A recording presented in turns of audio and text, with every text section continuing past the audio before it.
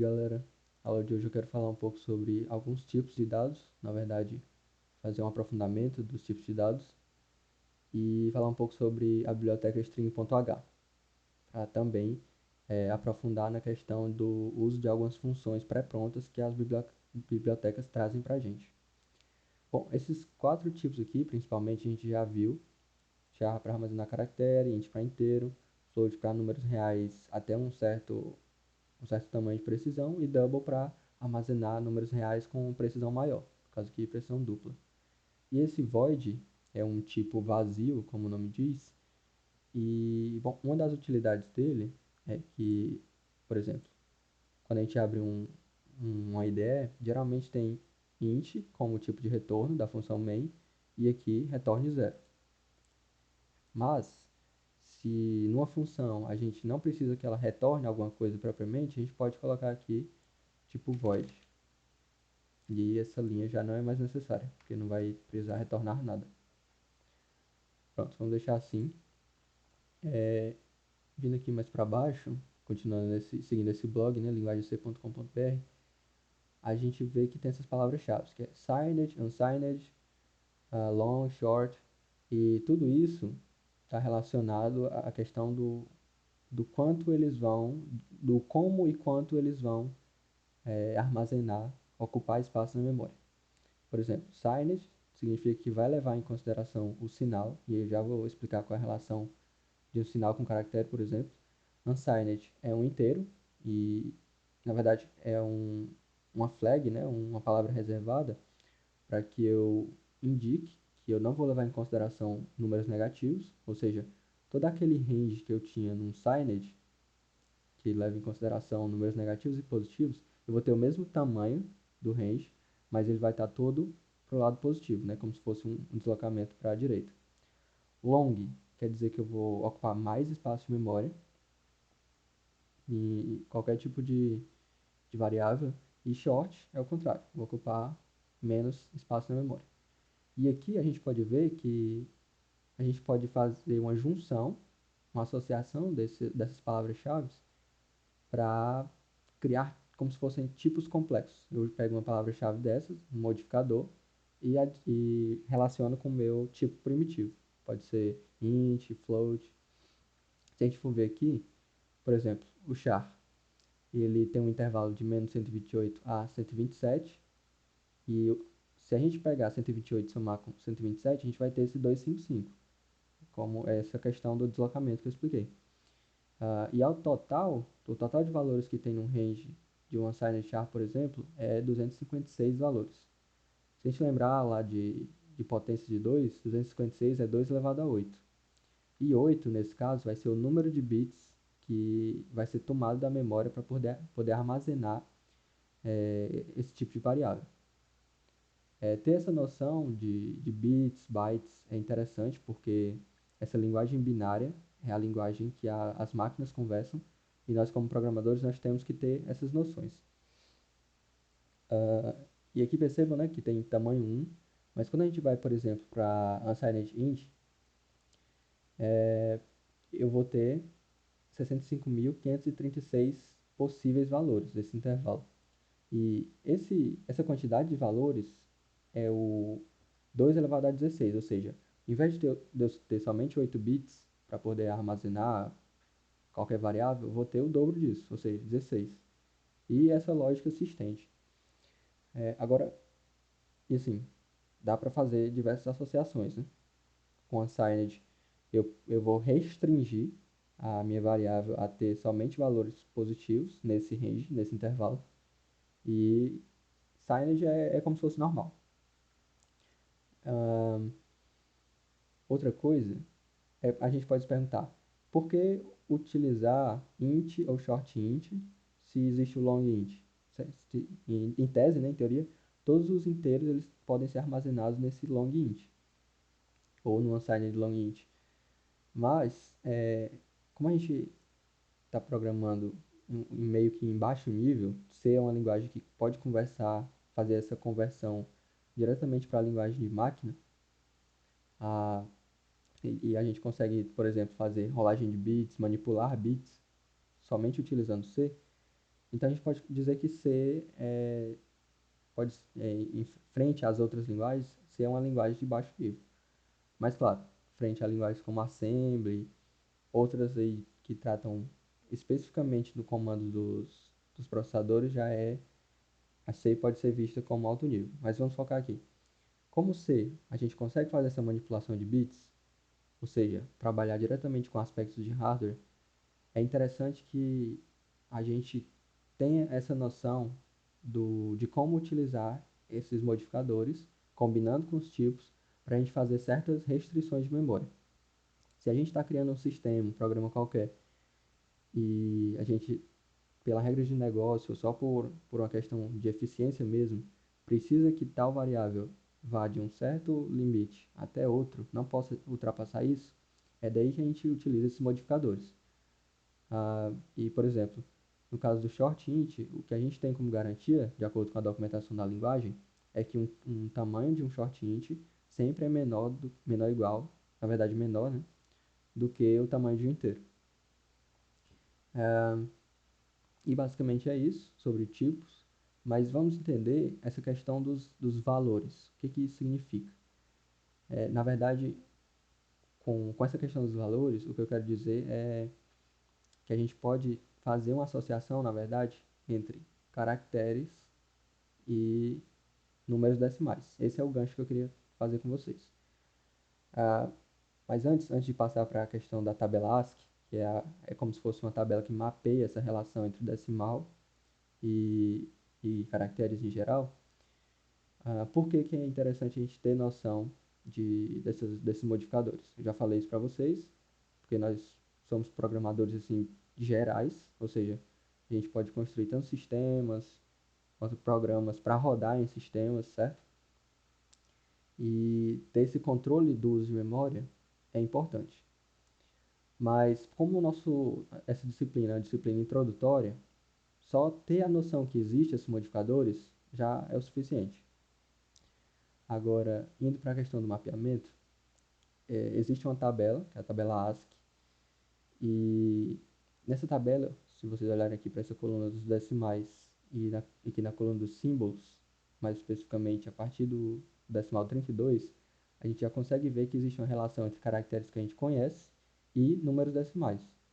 Por exemplo, eu vou mostrar isso em código, mas se a gente tem um decimal 35 e a gente pede para printar esse 35 como um char, ele vai fazer essa conversão baseado nessa tabela ASCII. Vamos vir aqui para o código, que é mais jogo. Então eu vou, deixa eu olhar aqui, cerquilha aqui, 35. Receber 35. E aqui eu vou fazer um printf para a gente verificar esse valor. Colocando porcentagem D chamando cerc, ele vai de fato pegar o 35, mostrar pra gente, mas se eu chamar esse mesmo 35, que é o inteiro, como um caractere, o que a gente espera é que apareça a cerquilha. Colocando para compilar, tá aqui. Apareceu o 35, que é o nosso decimal, e o correspondente, de acordo com a tabela ASCII, dos símbolos. E, bom, na maioria das questões, vocês vão trabalhar analisando strings ou até mesmo caracteres próprios, ter a noção de que, por exemplo, eu posso representar os números, os símbolos dos números como decimais, é interessante. Outra coisa que é importante, questão das letras maiúsculas vão do range 65 até o 90, e as letras minúsculas vão do 97 até o 122, certo? E, bom, basicamente o que a gente está vendo aqui é só para ter uma noção. Partindo agora para a questão da biblioteca, essa biblioteca string.h ela vai facilitar algumas coisas para a gente. E eu não vou mostrar a execução de todas as funções, mas vou só passar aqui por cima e qualquer uma que eu achar legal de mostrar eu executo lá na IDE. Então, strcopy, strcpy é justamente para copiar um conteúdo que tem uma string de origem, que vem aqui no segundo parâmetro, para uma string destino, né? Que vai vir aqui como primeiro parâmetro. Isso aqui é ok. Eu vou criar uma string que tenha 15 espaços, e aí eu vou usar strcopy para copiar fulano de tal para essa string. Quando eu printar, vai aparecer fulano de tal. strncopy, esse n é para a gente selecionar a quantidade de elementos que a gente vai querer copiar. Então, por exemplo, aqui eu vou querer copiar só 5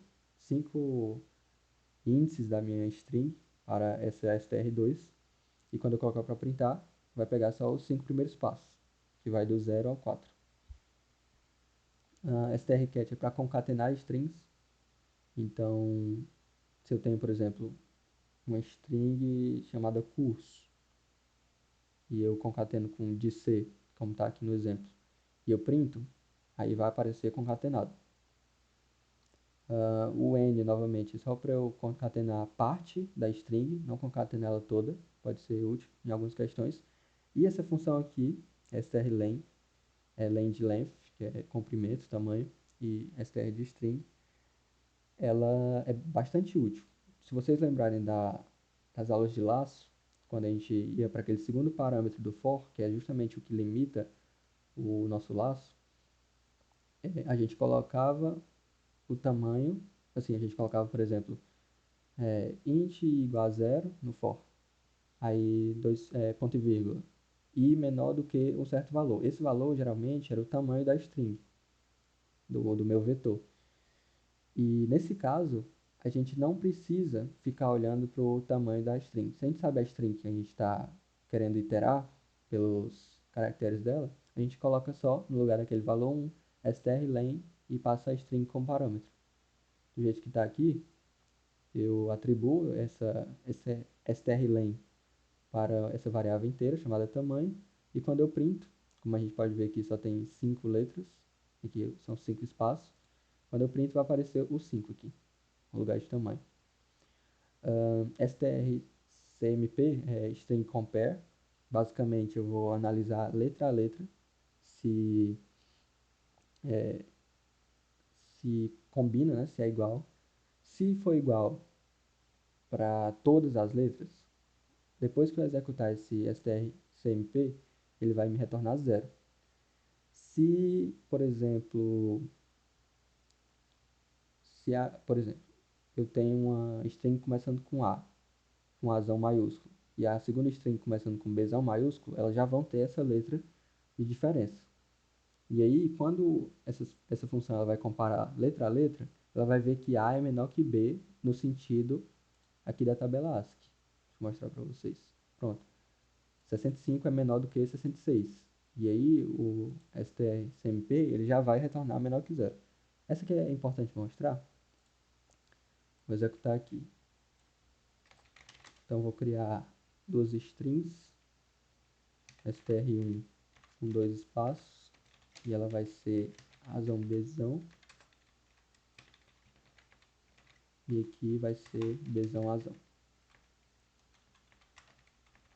Quando eu ir para usar as funções da biblioteca, string.h, eu dou um include string.h. Pronto. Agora, deixa eu ver aqui, fazer um int result,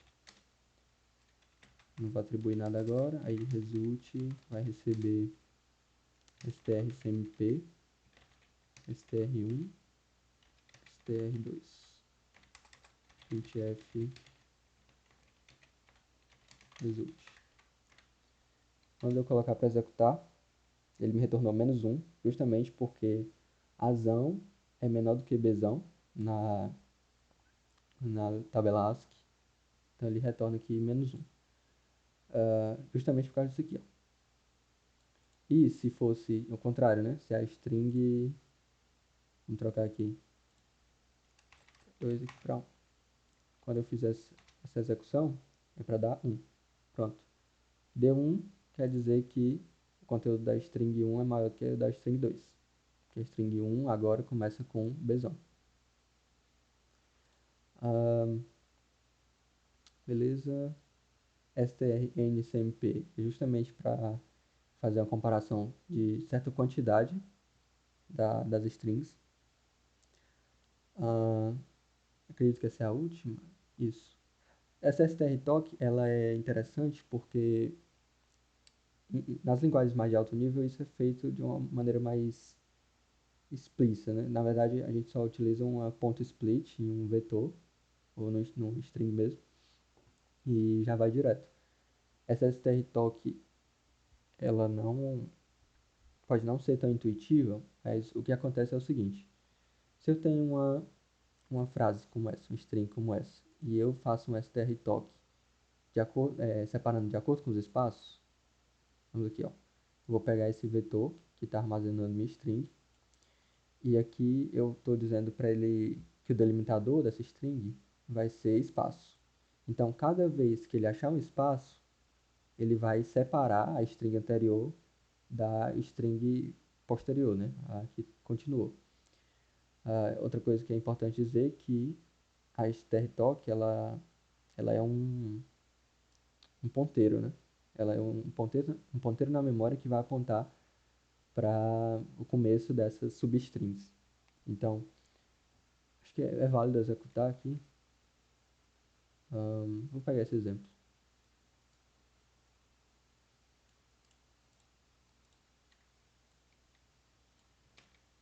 Pronto. Colocando para executar. E aparece dessa forma. Cada vez que ele achou um espaço, ele deu um barra n, né? Ou seja, ele pulou a linha, como está aqui. E ele foi para a próxima string. Se a gente fizesse só uma vez, por exemplo. Então eu vou comentar essa parte. Pronto, fiz um strtalk e eu vou querer fazer um printf de uma string, aí eu vou pular a linha de t. Quando eu executar isso aqui, ele ainda continuou rodando porque não foi retornado nada, né? Ele ainda está como se ele ainda estivesse preso dentro desse laço antigo. Então eu vou parar a execução, compilar de novo. E aí ele me retornou somente a primeira substring, que é separado por espaço. Bom, basicamente é isso. E em posse dessas novas ferramentas e com as ferramentas das outras bibliotecas, é possível resolver todos os problemas, né? As bibliotecas elas estão aí para ajudar a gente a resolver esses problemas. Então, galera, por hoje é só. Vejo vocês na próxima aula. Valeu!